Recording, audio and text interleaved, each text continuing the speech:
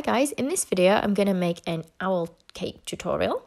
Now I actually made this one as part of a collaboration that Avalon Yarns had organised called Sugar Spooks, and it was supposed to be my birthday cake, this one as well. So first of all, I just decided I was going to do a flat cake. I was going to go all 3D and fancy, but no, a 2D cake was a little bit easier for me. So I took a few different bits of sort of scrap fondant that I had left over from other projects, and I tried to keep them all to dark colours and then mix them, but not mix them too well because I wanted it to be kind of a bit marbled and dark and spooky looking. And I used these for rolling out a sheet that would cover my cake board or my cake drum, and I used a rectangular cake drum. So I'm just going to lay this on my board. Now, the size of the cake you're going to make is going to depend on the size of the board. So I just drew a very quick image there of an owl and I just made sure the board was big enough. Now, my owl's wings come slightly bigger than my board. I think my board was about 10 inches by about 14 inches, but the wings can overlap over the edge a tiny bit. That's okay, because the cake's going to have card underneath. It'll make more sense shortly when I show you a bit further on in the video. Okay, so I've got my template and I've got my cake boards. I think these ones are about 10 inches on my cake cards, and I'm going to use them to create a rough shape for each wing. So can you see I've just kind of put that under my template and we've just drawn a quick pencil mark on there. And I'm going to cut around that the best I can. So try not to go too thick with your cake card, otherwise it'll be difficult to cut through. So that will give me one piece of cake for the wing. So I'll just do exactly the same for the other wing. Just make sure it's the opposite way around. And that's going to sit either side like that. Then I'm going to need another piece for like the tail and body. So let's cut this out because it's going to be easier for me to draw around this one. So I'm going to draw on the back and we'll turn it round. Again, just cutting around the edge with some scissors.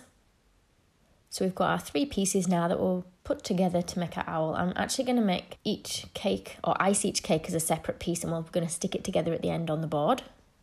Now, apologies for the lighting. I don't know what happened when I was filming this. I just couldn't get the lighting very well. So I've just got a sheet of cake here, and I'm just going to lay out my pieces on here and cut them out. Now, I want one of each wing, and then I want more than one of the body, but not of the tail. So some bits of my cake have to stick out further than other bits. So can you see that teardrop that's just the body? I want to cut around that as well. Okay, so let's start now. We've cut them out with adding them to the board. So I'm just going to put a little bit of the buttercream, or you can use buttercream or ganache actually on this bit, onto my owl. I'm going to stick my body and tail piece of cake on there. And then I'm going to put some more of this buttercream on kind of the body section. And then we're going to put that teardrop shape on that we cut out earlier. You've noticed I'm now wearing a glove. I did cut my finger on the knife earlier, so I've got a glove on there now. And I actually forgot to show you, but I cut out a circle for the face so that the face would be a little bit bigger, or would stand out a little bit more. So we've got an extra piece of cake on there for the circle. I'm going to use a small circle cutter to mark roughly where I want its eyes to go. And then let's cut out a little bit of a dip where each of these eyes are. And then I'm just going to cut the edge off my cake. So mainly on the face, the body, so you can see the shape from the side. I'm just going to take a little bit more off the tail because I want the tail to look like it's sloping backwards. We don't want the tail to stick out too much. But keep your cake off cuts because we can use those for building up other bits of cake, or you can use them for cake pops. Don't put them in the bin. Or like me, you could just eat them. Okay, so now our wings. So again, we're going to stick them to the board with some buttercream or ganache, single layer on each one. So what I'm going to do is I'm going to cut the bottom of the wing at an angle so we get this piece, and then I'm going to put chocolate buttercream on the top of the wing, and we're going to flip over that bit that we cut off the bottom so it sticks to the top. So it means our wing sticks out more at the top. Now I want another layer in there just so I've got more buttercream in, so I've just sliced through again. I like plenty of layers of buttercream in my cake. Okay, and I'm just going to do exactly the same on the other one. I'm going to cover the cake in ganache now. And we're just going to give our body a coat of this all the way around. If you find your cake's crumbling a little bit, just stick it in the freezer for 10 minutes to firm it up and then put a little bit more ganache on. Also put it on quite soft. If your cake is soft, your ganache needs to be fairly soft. So I'll get that on as smooth as I can. And then I'm going to do the same thing with my wings. So we've not worried about kind of shaping the feathers or anything yet. We'll do that when we put the icing on. Okay, so you can see it from the side. It's quite deep at the top. That's fine, that's what we want. While that's just firming up, I'm going to leave that ganache sort of for 10 minutes to firm up. I'm going to make some colour for the owl. I'm actually going to use modelling chocolate rather than fondant for this. And then I've just mixed in a very small amount of brown modelling chocolate and a little very tiny bit of black, or you can use grey fondant, but I mean a very tiny bit. So we get like this kind of light grey colour. And the first thing I'm going to do is try and roll a strip really thin to cover the outside edge of around my tail. So I'm keeping it nice and thin. I'm trying not to put too much paste on this one. So we're cutting off any extra that goes onto the top because our feathers are going to cover that later. Now, the feathers themselves, they should dry firm. So if you've got plenty of time, you can make the feathers and let them go hard before sticking them on. Now, because I haven't really got time to let them dry, I've actually added a little bit of Tylose to help firm them up. But you shouldn't need to do this if you've got more time. And we're going to start with some teardrop shapes, just some rough teardrop shapes, because they're probably going to change a bit as I go along. And I'm going to roll them out flat. And my middle one, I just need to take a V out the top of. And then we're going to draw a line down the middle and some lines coming out to the side. So it looks like a feather. Now, I have done all these by hand, but you can buy feather molds, so you don't have to spend ages doing them all by hand like what I did. The advantage of me doing them by hand was just that I could make them in whatever size I want, whereas I only had one feather mold, so all my feathers would have been the same size. I've made a few feathers for my tail. I know you can't see them, they're just out of shot. And I'm just going to build up the bridge of the nose. I guess it doesn't have a nose, but the bit between the owl's eyes, I'm just going to bring that up a little bit. So try not to put too much paste on. Again, rolling it really nice and thin, and we're just going to cover the owl's body now, body and head. You might find it creases a little bit because we've rolled it so thin, but you should be able to rub those creases out. Also, the owl's going to have a bit of texture later anyway, so it should be okay. We shouldn't notice any little creases. Just cut off all the extra from around the outside edge. And then I've cut off below the body as well. Let's just put some lines in this. So I don't want this modelling chocolate to set too hard before I have a chance to put my marks in. So kind of around the beak area, it's going to be a bit fluffy. Then we're going to make a little beak. So it's kind of a bit teardrop shaped with the long pointy bit going downwards. And I'm just using my Dresden tool to just put in lots of lines. I say hair lines, it's not hair, it's feathers, isn't it? But as long as you guys know what I mean. So I'm going to kind of come out from the beak down. So all like the bottom of the chin area. And let's go around the outside of sort of the eye area. And I'm not too worried if I press a bit hard and it goes through to the ganache, it's fine. So I've done that all the way in, creating kind of two circles where the eyes are. I've pushed in the eye sockets a bit more with my balling tool. And then I'm drawing little feathers on by hand. So I'm just kind of drawing the feather shape, and then we're putting a line down the middle, out to the sides. It looks a little bit like leaves. And I'll do that all the way down the body.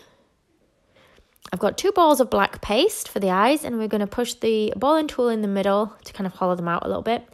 And then I'm just going to put them in place. Just in there, giving them a good squeeze in. Same for the other one. Small ball of yellow, and we're just going to push it into the middle of that black. I've gone slightly bigger with one than the other. That's not on purpose, it was by accident. And a small ball of black then in the middle or near the top. Slightly closer to the top than to the middle of each of the yellow bits. Now let's go back to our feathers. Let's see if they've hardened up. And we're going to place these now on the tail. So I started with my middle one. If it's still a bit soft and it flops, just pop a cocktail stick under it just for the time being. Once they've hardened up, which shouldn't take too long, they should start to firm up within a few hours, I can remove those cocktail sticks. And can you see I'm just overlapping them as I go out, putting cocktail sticks anywhere that I need to, just so I cover the whole of that tail. Then we've got like some dumpy sausage shapes that we're going to stick on for its legs. I'm just going to try and stab them a bit with my Dresden tool to try and make them a little bit fur-like. They're fairly soft, these ones, because the modelling chocolate's been in my hands a while, so they are moving around a little bit. And then let's try and do its feet. So a rough sausage-ish kind of shape. We'll put a slit at either side. Let's kind of bend them outwards, rounding off the edges. Now they're very soft. So the only thing with using the modelling chocolate is when it's been in your hands a while, it's very soft. So it can be a little bit harder to work with. Okay, so I'm going to just push it on in the middle there. I'm not too worried if I add little lines because it just looks like part of its feet. Then I want to curl around the toes. Now I started by putting in a little bit of my plastic dowel because it was the right shape. And then I put little lines in where I want the claws to attach to. But I was worried that actually that was going to cling, so I just gave it a few minutes and then I took it straight back out. Once it's firmed up enough, put in those little claws. So it shouldn't be long, like you should only have to really leave it like 10 minutes or so, unless you're in quite a warm room. Okay, so let's put the claws on there. then our body is about done. It's just ready for painting. So I've put a quick mark on my board where I want it to go, about the middle. Put a little bit of chocolate ganache on there so we can stick it. And then I'm going to place the owl's body onto there. So don't go too high up on your board with it because our wings come higher than the top of its head. Now the same kind of thing now with these wings. We're going to cover around the outside edge on both of them. Trying to keep your modelling chocolate fairly thin. And I'm actually going to stick it in place before I add the feathers this time with a bit of ganache just on my board. And can you see my wing goes a bit beyond the board? That's okay. That's not a problem. That's fine because we've got a cake board under that cake, so it's not going to bend over the edge of our board or break. It should be fine. I've just added a little bit of paste. Can you see the join where the wing comes to the body? And then I've made quite a few more feathers, and we're just, like we did on the tail, we're just lining these up now along the wing. They don't need to come to the top of the wing, that's fine, because we're going to add other bits to the top of the wing. I'm going to make them a little bit longer as I bring them to the outside edge of my wing. So I've kept these fairly thin, okay, because I don't want too much of the modelling chocolate on here. And then we're going to go for slightly smaller feathers now, part way up this wing. And making them smaller as they come closer to the body. And another set, again, going even smaller. So I haven't got the shape perfect. I'm not too worried about that. You can spend ages on these, but with it being a cake, I don't want to spend too long. Okay, I still get an okay effect without spending too much time on these. We're going to go more kind of carrot shaped now, but flatten them. So I guess feather shaped. Again, more lines on these. And then let's just start filling in that gap now with smaller ones again. So remember, you can just use a mould if you don't want to do all this by hand. So just thought I'd show you one of the moulds that I do have. It is a fairly big mould, so this one would have actually done for the wings. But I figured I was fine just making them by hand. And also I've got those different sizes by making them by hand. Just going to repeat exactly the same thing on the other wing. So once that's all done, I can then give it a bit of a paint. Just make sure it's not too soft. And what I'm going to do for painting is I'm going to use the edible dusts. But this time I'm going to mix them with a dipping solution or an alcohol. Or you can mix with lemon juice if you want. So it looks like I'm using some dirty water. I promise I'm not. This is the black dust mixed with a little bit of alcohol. A clear alcohol or dipping solution. If I keep it fairly watered down, so there's not a lot of powder, it kind of runs into all the lines and cracks and gives me a really nice effect. But I'm going to have a look just at pictures online of different owls to see where I want to put my different coloured markings. And I want dark around the eyes, kind of on the body, and then I've tried to darken the tips of the feathers. And if I want to go darker still, I'll add more of the black powder into my little pot so it's more concentrated. Going to go in between the wings, anywhere that I think would be a bit more shaded. You can just wash the whole thing in this if you really like. Now, the alcohol or dipping solution does dry and evaporate, so your cake won't taste of alcohol. And if you prefer not to use like something that's alcohol based, like I say, you can use like a lemon juice. I prefer the dipping solution, but some people do use lemon juice. Okay, so I'm going to paint around the edges as well, because obviously from the sides, my cake doesn't have the feathers. So I'm just going to darken it so it starts to blend into the board a little bit more. And I'm not giving it nice clean brush strokes around there. It's more kind of dots that I've dabbed on. Next, I'm going to put sort of like stripes. I guess they're not stripes, but kind of markings on my feathers now. And the ones on the body as well as the tail. And then I'm going to also put them on the wings too. Now, looking at the different markings on owls, I think I'm going to put like some little lines around its eyes. I've actually added a little bit of brown dust to my black now. And I'm adding a bit of brown to the body as well, just to start to give it a bit more colour. Let's go for a bit of yellow on the nose. I've added just a tiny dab of orange at the bottom of the eyes and the tip of the nose, so it looks a bit more shaded. I'm going to highlight the bits I want to look lighter with a cream colour. Again, doing the same on the wings. Okay, and then we're just going to darken up our feet. So just the same as we did on the other bits. I'm trying to make the claws a bit darker than the rest of the feet. But I've added a bit of white, so it looks more like a highlight. Let's add a bit more white anywhere that I want it to look a little bit lighter.